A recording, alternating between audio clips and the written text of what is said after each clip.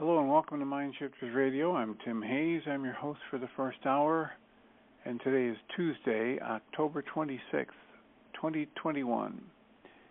As always, we're grateful to everyone who's joining us here today, whether you're listening live or through the archives, as we spend another couple of hours teaching and supporting people in using some of the most powerful, effective, efficient, and accessible tools I've ever encountered. These tools are available absolutely free at whyagain.org. If you go to that page and click on the Start Here link in the upper left-hand corner, it will take you to a page where you can download and read Chapter 24 of Dr. Michael Rice's book.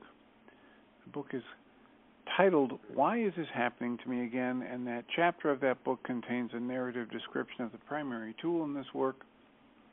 That tool is called the Reality Management Worksheet, sometimes called the Reality Management Wake-Up Sheet.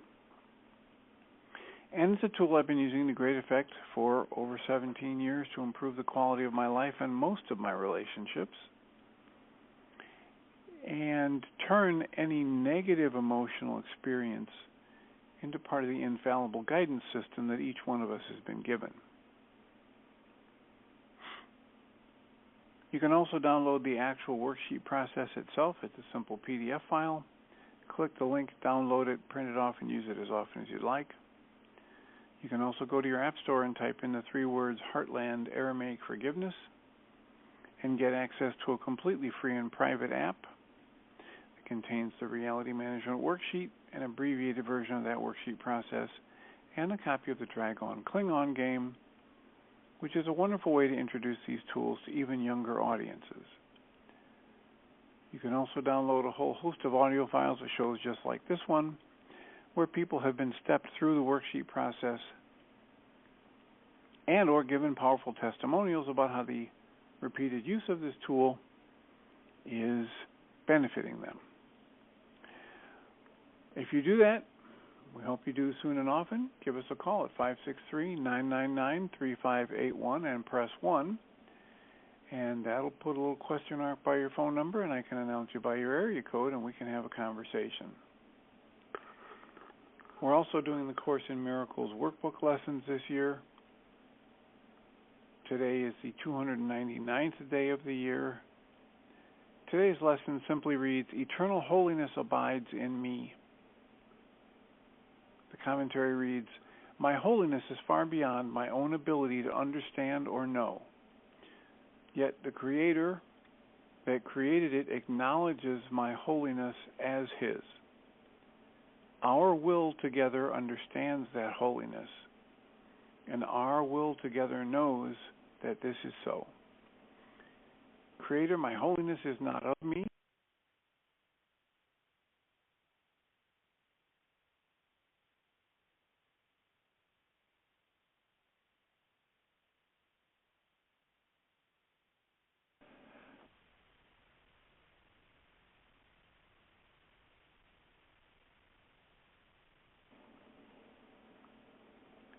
My holiness itself created me, and I can know my source because it is your will that you be known. Pam Grout's Course in Miracles Experiment, Lesson 299, is titled, Best Parenting Advice Ever. She quotes Aldous Huxley as saying, Children are remarkable for their intelligence, for their curiosity, for their intolerance of shams, the clarity and ruthlessness of their vision. Pam writes, along with potty training and socialization, most parents give their children some kind of spiritual training, some kind of guidance into the higher dimensions. Sadly, most popular spiritual training involves reining in the natural impulses. It comes with a list of rules, a list of no-nos, and a set of 10 commandments. Lesson 299, Eternal holiness abides in me. It suggests instead that we make it clear to your children that the number one method for connecting with their spiritual nature is to follow their joy. follow their impulses of curiosity, bliss, and joy, because that is the language of Source. This begs for an intimate relationship with, no doubt about what to do next or which path to follow. Because we are taught the opposite, you need to do this, you need to get good grades, you need to forget about running around and whooping like a wild banshee, because we're taught that, most of us spend our lives wondering, what does Source want from me? What am I supposed to do with my life? The fact is, it's all there in living color if we only follow our joy. So that is Pam Grout's Lesson 299 and the Course in Miracles Workbook Lesson 299, which reads, Eternal holiness abides in me. And we have about 50 minutes to talk. What is your comment? What's your question? How would it serve you to spend this next 50 minutes?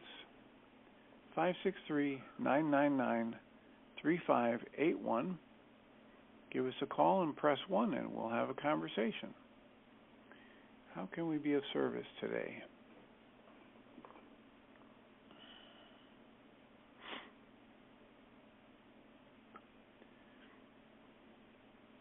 My most recent session was with somebody who was getting thoroughly triggered because they know something and other people seem to want to know something else. And what they know is that what the other people say they know doesn't work. And so imagine the endless, what's the best word for this? The cycle of being stuck when I'm arguing about how I'm right and other people are wrong, and I'm not happy. Now, if I know that I'm right and other people are wrong, and I'm perfectly content with that, then I don't generate the pain, the fear, the sadness, the upset, the righteous indignation. One of the examples that's given for this in the book 15 Commitments of Conscious Relationship is they tell the executives they're working with to choose a mathematical proof that they know is true. Something like 2 plus 2 is 4. And quite a few of their executives say, okay, I'll just take that one because I know that one's true. And then they ask them, now, if you ran into somebody who wanted to try and convince you that 2 plus 2 is 7 or 12, how much energy would you spend arguing with that person about who's right and who's wrong? And most of the executives say, I wouldn't spend any energy on it at all. And then they say, okay, that makes sense because you know beyond a shadow of a doubt that you're right, and there's no point in arguing with somebody who doesn't want to see what is, directly observable. And then they say to these executives, now, think about something, a real-life situation that's going on in your life right now where you believe you're right and somebody else is wrong, and think about how much mental, emotional, and physical energy you're willing to put into convincing that person that you're right and they're wrong. And most of them have a very easy time coming up with a series of examples, not just one or two. And then the trainers ask them to help figure out what's the difference between this mathematical fact that I wouldn't spend any energy arguing against or defending, and this personal position that I believe I'm right and the other person's wrong, that I would spend an incredible amount of mental, emotional, and physical energy defending. And what they come up with is usually surprising to the executives, not surprising to the trainers because they've done this so much. But what they come up with is they are absolutely certain about the mathematical principle, and they're not 100% certain about the thing that they fight for and they want to defend to the death.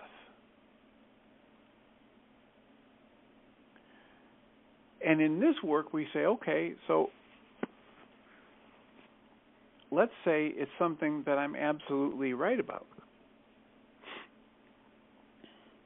But when somebody wants to put forth an alternative position, I get so upset. I get so upset and focused on convincing them that I'm in pain, I'm in sadness or hurt or frustration, or I'm loaded with that righteous indignation. Well, that is my warning signal that something's amiss in my thinking, that I'm focused on something I've got no control over, that I'm trying to affect a change in a person or a system that I don't have any ability to change. Or it's resonating some pain or fear or sadness from my past that I downloaded at some point in the past and now is getting resonated by the interpretation I'm placing on this completely neutral event in front of me. I remember, countless times through my history that go all the way back to high school where I was interacting with people who wanted to argue. And sometimes I would engage them and try to win the point, but most often, if people wanted to argue, I would just say, okay, and walk away. Some people were okay. They were fine with me saying okay and walking away, and some people would choose to get angry by that. Because if they want an argument and I won't give them one, then they get upset and they think I'm causing their upset.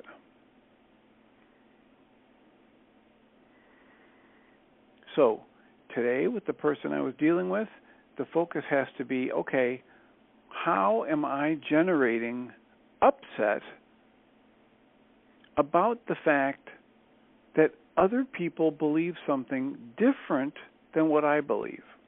How am I making that important at one level or another? What is my investment in the outcome?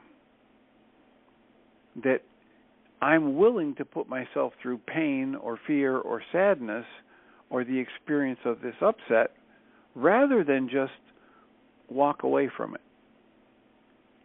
And it's very instructive every time I'm willing to engage the tools when I'm in pain. The core of this work is if I'm in pain, I'm in error. It's been shifted recently to if I'm in pain, my thinking is in error.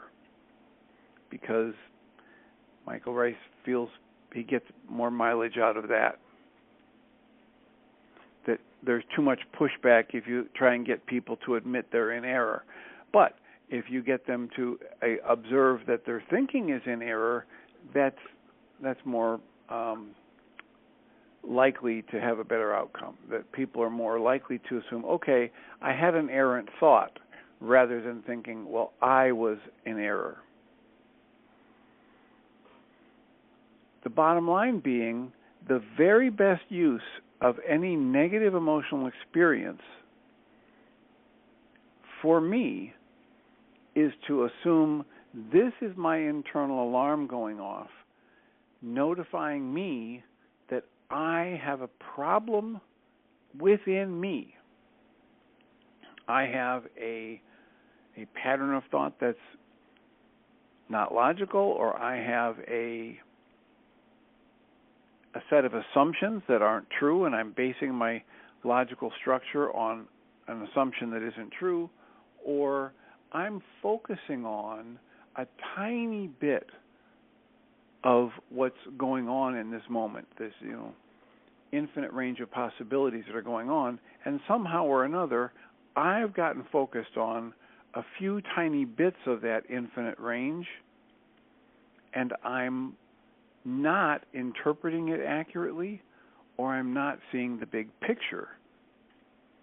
And the best use of that negative emotional state is to get me to focus on my internal process, to take a few deep breaths and calm myself down, to restore the sense of peace and compassion and appreciation or gratitude for the fact that I am alive and I'm having this experience. And then my willingness to cancel my need to be right, cancel my insistence that I'm right and the other person or the life situation is wrong, and ask to be shown another way to look at the current life situation, this present moment dynamic that my brain is trying to make sense of with its very active process of perception.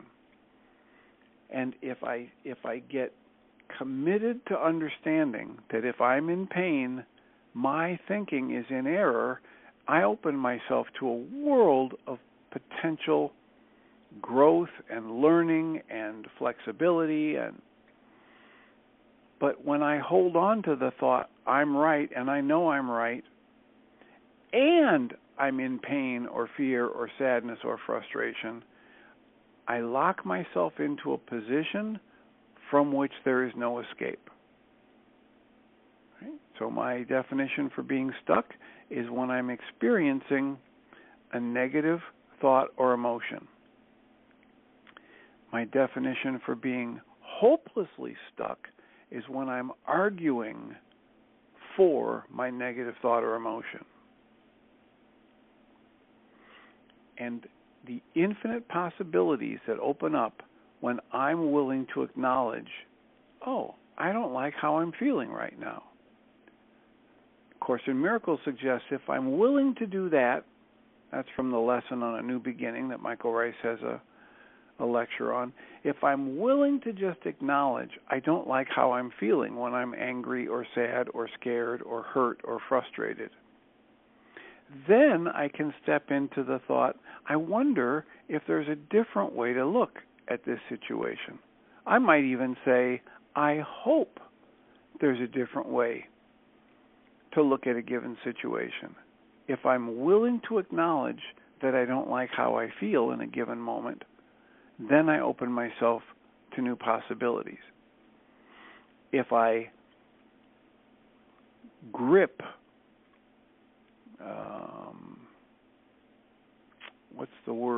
with certainty, with strength, with clarity of knowing that I'm right and the other person's wrong, and I'm upset, I've just locked myself in a prison of my own creation and thrown away the key. Because for as long as I hold on to this idea that I'm right and I'm in pain, what that means is as long as I'm right, I have to stay in pain.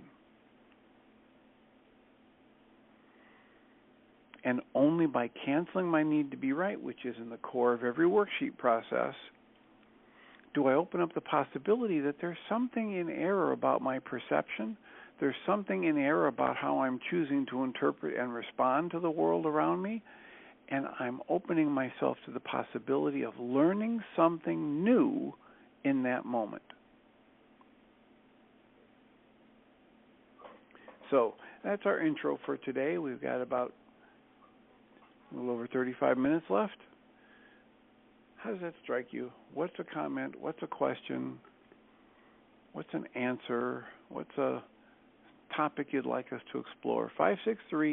563-999-3581. Call that number and press 1 and we'll have a conversation.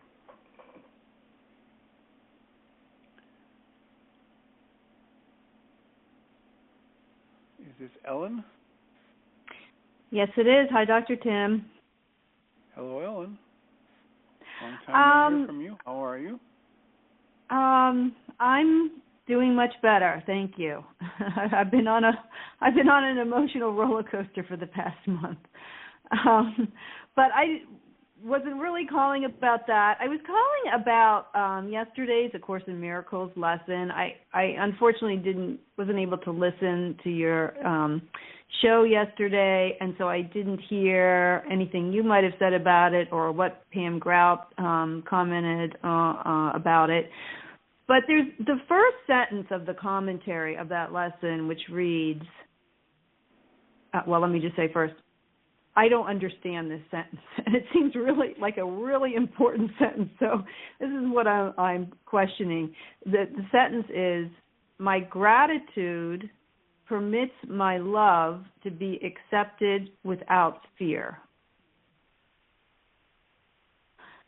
And I am struggling to understand what that means. I didn't know if you could help me with that.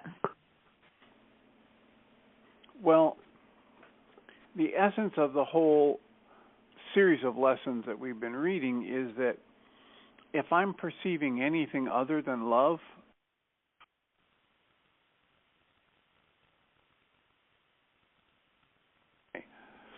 judgment of others, etc., it's a distorted sight that has obscured my view of what is true. So when I read the phrase or the sentence, my gratitude permits my love to be accepted without fear, it's just, if I move into gratitude, I'm accepting whatever is. If I'm accepting whatever is, I'm eliminating fear. Fear comes from rejection of what is. So actually, I'm just wondering then if that, in that sentence, the word love should be capitalized. Well, for our purposes, yes, certainly. But in the Course in Miracles, they don't do that. Well, it's not actually, though, if you look at the very last sentence, it does capitalize. I see it, but it's not consistent, right? So, it when you read a sentence like that and it doesn't make sense to you, either do the RSO, rip that sucker out and let it go, or change the capitalization of the word love so it makes sense to you. Okay. But I mean, even until you just said what you said, I don't think I would have understood, even if I had changed that to a capital L, because I wasn't seeing it as my love could be interpreted as the current situation, like what is. So now I can see the logic of this sentence. I was just like, because then it seemed like such an important sentence, because then the next sentence is, and thus am I restored to my reality at last. I'm like, no, wait a minute. I think I need to understand what this means. But here I'm restored to my reality. What's the reality? The love of creation, right? Yeah, that should be a capital R. Yeah. Yeah, and then all that intruded on my holy sight, forgiveness takes away. So the process of forgiveness is going to remove everything that blocks my holy sight. What's my holy sight going to show me? That love is all there is, that the creation itself is perfect as it's unfolding, and that I'm a part of it, and that every bit of the fear and the pain and the sadness that I generate when I want life to be different than it is my way of distorting my perception so I don't see the truth of life unfolding. And I don't get to participate in it with joy and aliveness and gratitude. So it says here, I'm going to draw near if I do this forgiveness process enough. I get rid of the senseless journeys, the mad careers, and all the artificial values that I have put in place of just enjoying the gift of life. Right, and all those senseless journeys, mad careers, and artificial values, don't they come in because you're perceiving with fear, and so now you're trying to get away from the fear, and so you think that these are the ways that you'll be able to get away from the fear. Exactly. And why am I perceiving with fear? Because I'm rejecting the flow of life as it is. Right. I'm rejecting the fact that my lover just walked away, and I'm trying to get him or her to come back. I'm rejecting the fact that my boss just said, here's your pink slip, we don't want you working here anymore. Instead of saying, wow, that's not how I'd planned this to go. I wonder how this is going to lead to something even better. And watch the negativity or the fear about my being able to pay my bills, and watch that come up, and do the forgiveness process to dismantle the emotion around it. Why would I do that? Because then I'm free to perceive more accurately, and whatever I choose to do in response to that very real life situation where there's bills to be paid and no money coming in, whatever I do based on seeing it with the clear perception is going to be more useful to me than if I go into the negative spin and the anger and the resentment and the fear about not being able to pay the bills. And that's how we get ourselves blinded to the truth of what is, because we reject what is and we say this shouldn't be happening. Something else should be happening. And instead of stepping into that loving perspective, questioning, with that living in the question of, gee, I wonder how this is going to work out better than I could have imagined, I dig my heels in and say, this is bad, this is wrong, that person shouldn't have done that, and life shouldn't be this way. And now I put myself in this dark cave with no possibility for redemption or things to work out well other than what my mind tells me needs to happen. Right, but don't we have to go through that cave? We can't, because what I found, what I was doing was I was trying to avoid all that dark stuff rather than really looking at it and meeting it and going through it. Because the last sentence here in this commentary is, sure that I go through through fear to meet my love. And I realized, wow, I've got to take this where it leads me, where all this darkness seems to be leading me. I actually need to follow that, and by following it, it's going to lead me out of the cave. Well, that's a tricky thing, because yes, you're right at one level, and no, you're not right at another. So here's the idea. If I try to deny my fears, my negativity, my, traumatic energies that I've downloaded from the past, etc., then they stay in me. I deny them, I add energy to them, I press them down into the very energy system that is me, to the only place in the universe where I'm going to be guaranteed to face them again and again and again until I finally resolve them.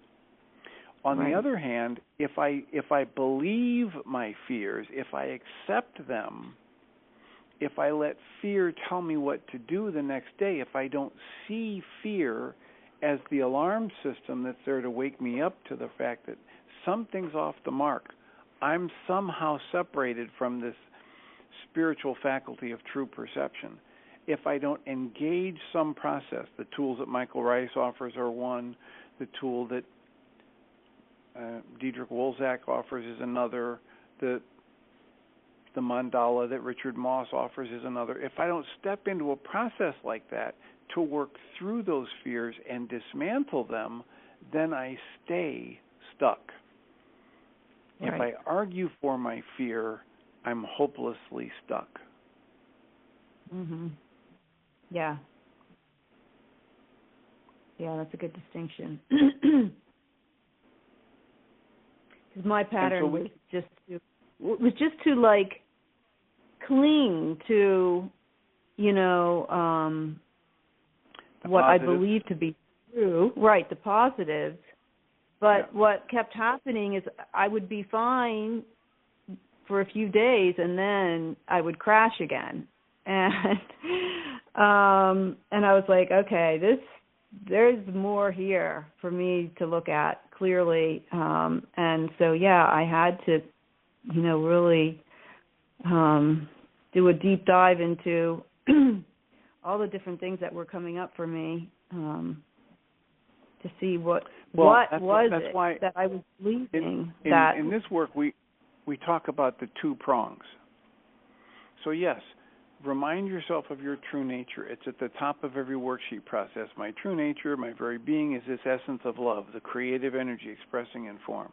Remind myself of that soon and often. And acknowledge the stuff that's less than love that comes up in me as being a product of my processing. And use the tools to understand, how am I separating myself from that spiritual faculty of true perception? How is my thinking in error? What have I downloaded as negative beliefs from past interactions that I need to see through and dismantle so that I can be in the present moment in direct conscious contact with my true nature? So that's that two-prong approach. And no amount of envisioning, beams of light pervading your body is going to dismantle the stuff that you've been holding on to for the past 10, 20, 30, 40, 50 years from traumas and upsets and negative beliefs you've downloaded that you're hiding from yourself. Right. Right.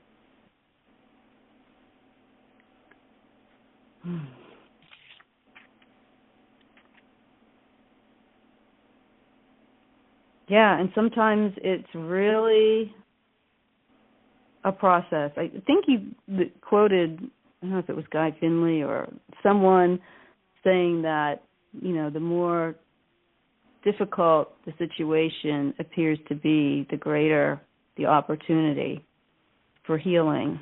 And I've been in one of those, the last month for me has been like a whopper. And I know Susan has been going through a real whopper in her life too.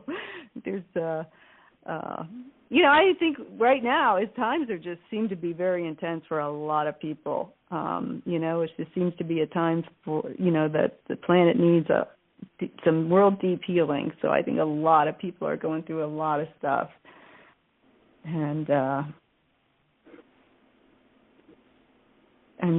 Susan helped me last night because I kept thinking that I had these certain needs, and then now Susan didn't know if this was anywhere like on Michael Rice's website, but she mentioned about the distinction he makes between needs and wants.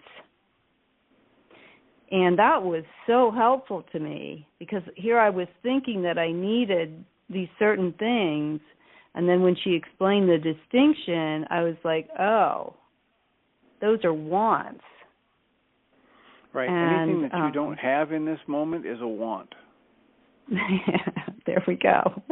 And then it reminded me, too.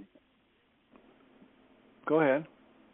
It reminded me of a phrase that I used to use all the time to help myself in difficult situations, but I had completely blocked it out of my memory in this current situation, which is, I may not get what I want, but I always get what I need.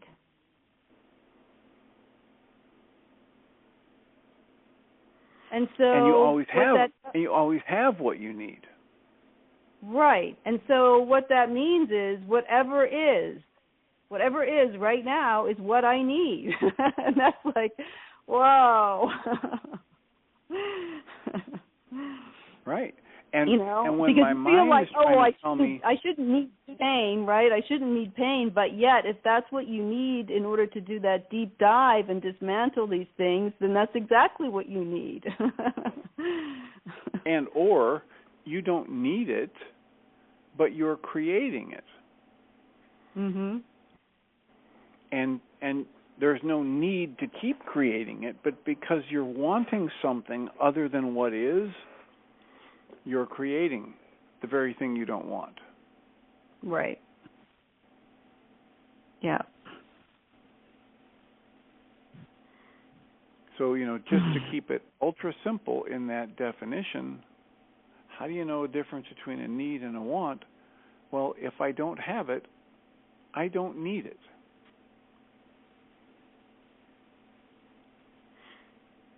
And this is, it's in the root of so many things. Even the Richard Moss stuff we were talking about with the mandala of being. When you step into that now moment in that work, you get to experience the truth of that you don't need, because you have the experience of the breath moving through you and your heart beating and all of these other emotions that you generate when you take the past position or the future position or the them position or the me position. All those emotions fall away when you're just in the moment. And Byron Katie has the same thing in her work. Everything that's happening right now is perfect. How do I know? Because it's happening. Everything that happened before is perfect. How do I know that? Because it happened. And I don't have the ability to go back and change it, so there must not be any reason to change it.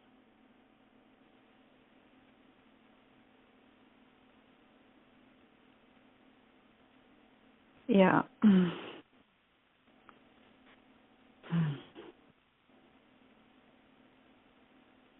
Did you, by any chance, ever get the ability to load the Richard Moss interview? No, I am hoping that as the professional podcast people get access to that, they can help me tease out what the problem is. Okay. I sent a copy to Jeannie and asked her if she could try it. At my end, it plays beautifully on my computer. I don't know what happened with that file. Apparently, somehow it got corrupted. And so the two different audio editing softwares I have are unable to correct it. So I have submitted it to them, and they haven't called me back kicking and screaming yet. So hopefully they'll get it edited, and then I will be able to download it from them and then upload it to Blog Talk. Right. Okay. So how did the interview go? What did you think of your time with him? Well, I thought it was great. It was one of those where I didn't have to do that much work because he talks very clearly about his work. He got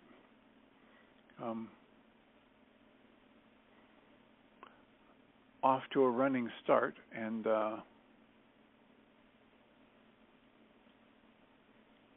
I just, I didn't have to do that much. He's very well versed in the books he's written and the work he's done, and so I think it went real well. Okay, great. Which is why I was hoping to be able to show it, or have us listen to it on the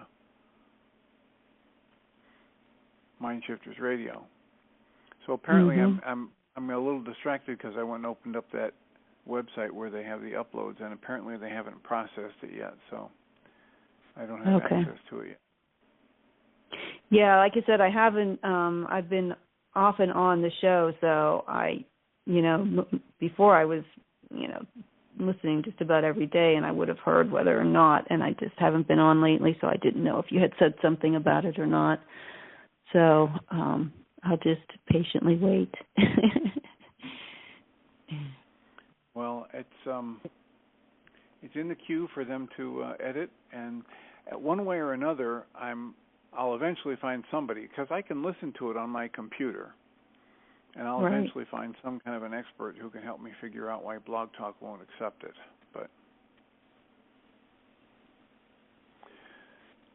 And there's a whole series of others which I'm hoping, get published without any glitches, because there are some wonderful people we've interviewed for the On Your Mind podcast. We did the Brad Yates, that got published without it. And today, they released one today by Dr. Bradley Nelson, who wrote the book Emotion Codes. And so there are some good ones, and that's available at journeysdream.org/podcast. Okay. And hopefully the Richard Moss one will be published. It's the scheduled publication date on that one is November 9th, if all goes well. Okay. So, other comments, other questions, other answers? I don't think so. Any good books you've read lately?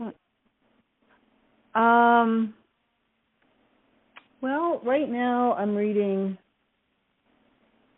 a book on it's called The Integral Yoga. It's just so amazing. I find how life moves you in all these different directions, and it's like, okay, let's go this way. Because I've never been really into yoga or anything like that, but it's a yoga that was it's kind of like a synthesis of all these different yogas by Sri Aurobindo. He said most of the yogas that are out there are meant to take you up into the bliss, into nirvana, and just to enjoy that. And his belief was that is only the first half, and that's where his yoga really starts, which is then to reach that, but then to bring it all the way down through the different layers and levels of ourselves and ground it into the physical. So I'm reading about that. It's very interesting, but he's not someone that can be interviewed. He's been gone since I think 1950. Well, there's a lot of that debate that goes back and forth between the people that say, the physical isn't real and let go of it and don't focus on it, and the people that say, hey, look, the physical is a part of our existence and it's one of our gifts. Mm-hmm. And so don't ignore it and treat it well and dive into the enjoyments. And there's a lot of back and forth about that in spiritual circles. Yeah. And I know from my, I started studying A Course in Miracles back in 1999, and I really thought that was teaching me, like, just forget about the body. The body's not important. And then, I started I got introduced to this work that dealt with the body. Literally, it's very, it's very similar to a lot of things that Michael Rice talks about, which is literally rewriting the programming in the DNA. And so it's like, and I've been kind of doing like this flip-flop between these different ways, and it's like what everything has been pointing me towards lately is do not forget about the body or the physical. This is, it's like the divine is here. It's here. It's just everything appears as illusion because we're not seeing it yet.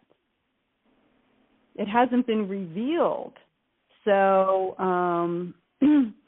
so that's been my focus lately. In fact, I'm taking another course on, it's called Embodied Astrology, and it's about bringing the cosmos down into the physical, grounding it into Mother Earth, bringing heaven down to earth. So that's really been where I've been led to go recently. So I'm just following where I'm being led.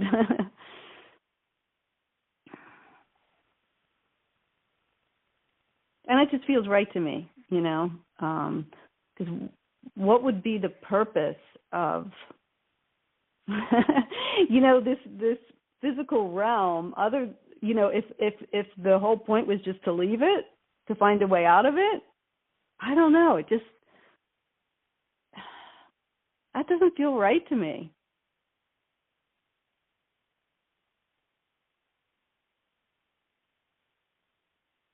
It feels more right that we're here to reveal that God is in everything, even the physical.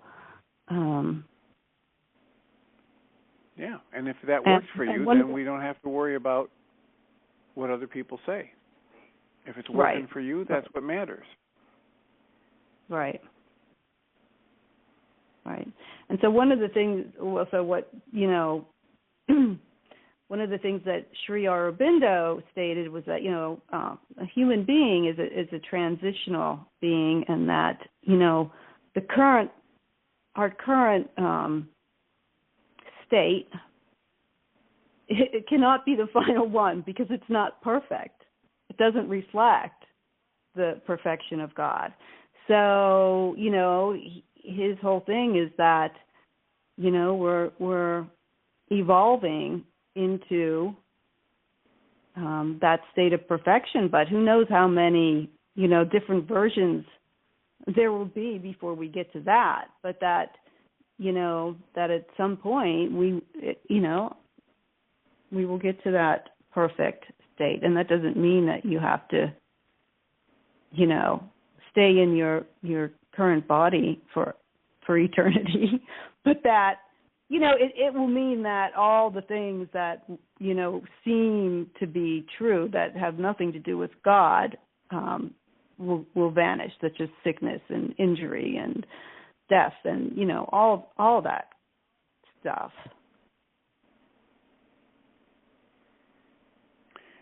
So to me, that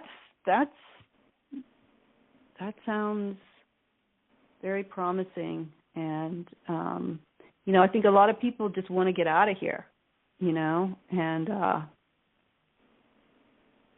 it's a perspective that helps me to really want to stay. Well, and hopefully make the most of it. Exactly.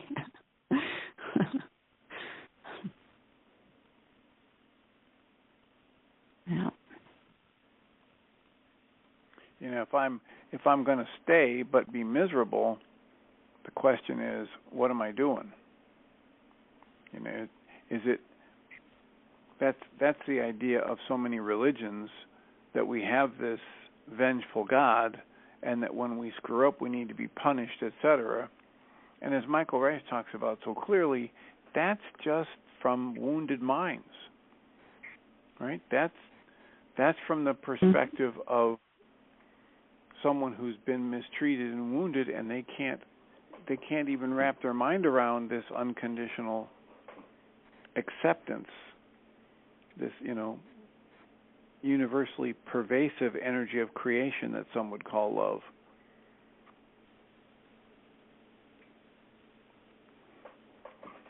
And for people who are, let's say you were raised by healthy parents and you have children, and you feel that deep, abiding, cherishing, and valuing and respecting of your children, you can't imagine wanting to punish them severely, period, much less, eternal hellfire. Mm-hmm. But, if you come from a family where your parents and grandparents and great-grandparents were all abused by their parents, and that's what was done to you, and then you get introduced to one of those religions that talks about a vengeful God, it all makes perfect sense. And then that's how you live your life.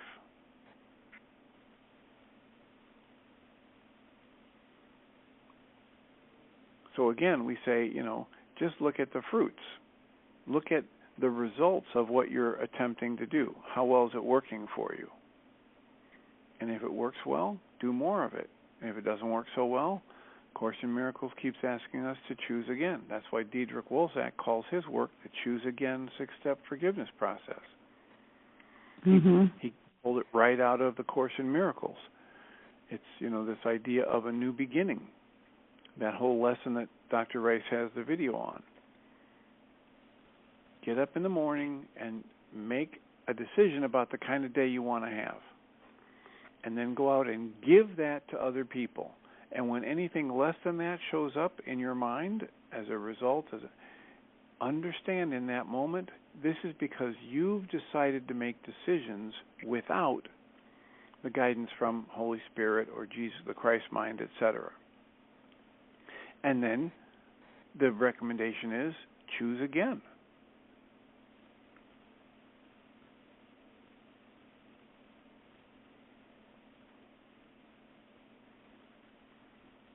Make another choice. Ask to be shown. Choose a different interpretation of what is unfolding in front of you. Release the fear and choose alignment with creation.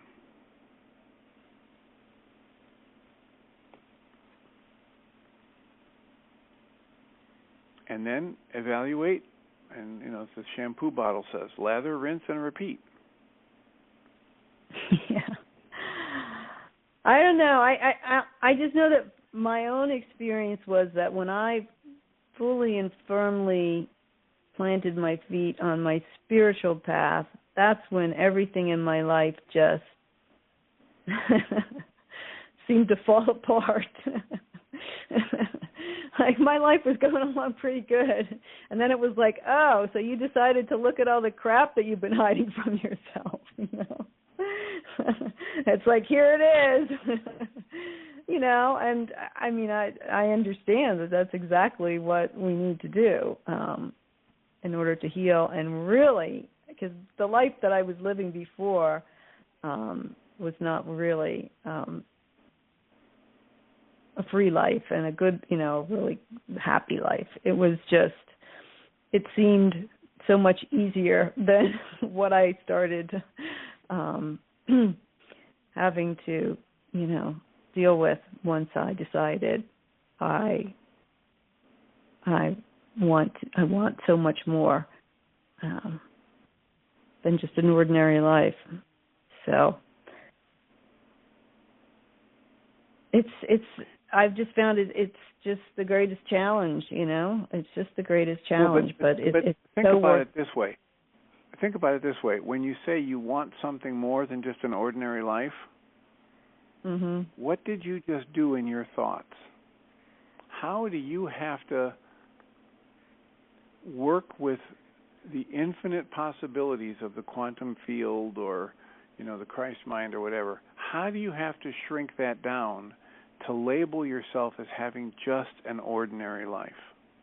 Well, that's the thing. Like I wasn't really living, but I wasn't even aware of it.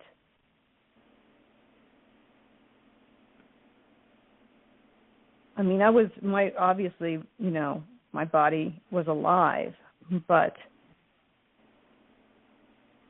I was not really living the way that I perceive, life can be. Or that I certainly hope it can be.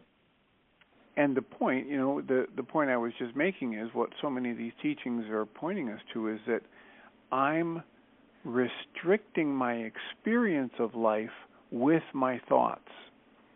That the infinite possibilities, the potentials of life are there, and there's nothing restricting them except my thoughts about it. Yep. Yes, and that goes right back to the Richard Moss, the mandala thing.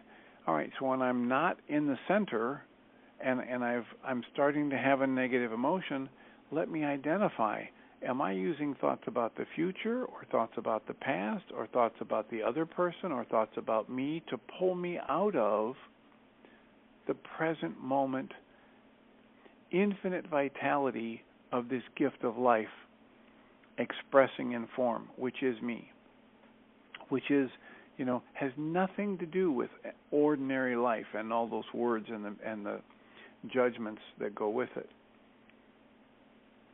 Yeah.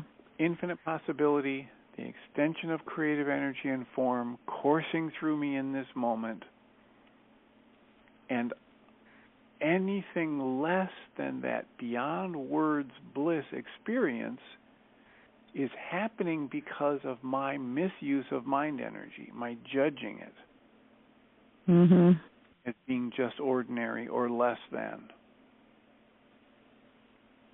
or lacking in one way or another. Yeah, I don't think I was ever in the present. Yep. I didn't even understand. Then join the club, right? That's what most of us are conditioned to. There's a segment in the 15 Commitments of Conscious Leadership. One of the commitments is that you commit to a life play, improvisation, and laughter. I commit to seeing all of life unfolding easily and effortlessly. I commit to maximizing my energy by honoring rest, renewal, and rhythm. And they say in the chapter, they say, you don't have to do anything more than watch a 5 or 6 year old out on the baseball field that's, watching a bug or picking a dandelion and, kicking at the dust with his or her feet, and listen to the adults screaming at that kid, pay attention, keep your eye on the ball, what are you doing? You don't have to do anything more than see that scene to know how we have been conditioned out of living in the present moment and living in the joy and the bliss of experiencing our lives in the moment. And most of us have been conditioned that way. Yeah, I had that experience yesterday. I was at the park, and I was parked alongside the road, and I went to pull out. There was a little boy there. He was standing along the side of the road, and I pulled way out, to be nowhere close to him. And as I'm passing him, I had my windows open, and he said, please don't run me over. And I was like, oh, my God. Like, look at that. He thinks I might run him over. I mean, and at that age, to be that programmed already, I just thought, oh, wow, that was so sad. Yep. It is pretty amazing. And it's pretty much automatic. Yeah. And the invitation here is to wake up to it and then make corrections, right? Just to use our mind energy differently.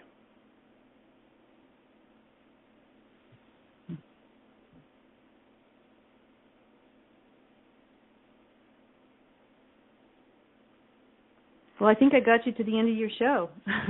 You did. Thank you. That was nice. It's nice to have somebody to bounce some things back and forth with. I just saw thank you Rice for your pop up on the switchboard, so we're getting ready to make our transition. So, blessings. I hope things start unfolding entirely differently and more joyfully for you in the near future. I will mute you for now and look forward to your next call. Okay, blessings. Blessings. I'll remind us all that we come from love. We're made of this stuff we call love. We actually are love, and everything else is false. And I'll turn on the microphone for Jeannie Rice. Thank you, Dr. Tim. Appreciate you. We just walked in the door, so it's perfect timing. All right. Well, have a lovely show. Thank you.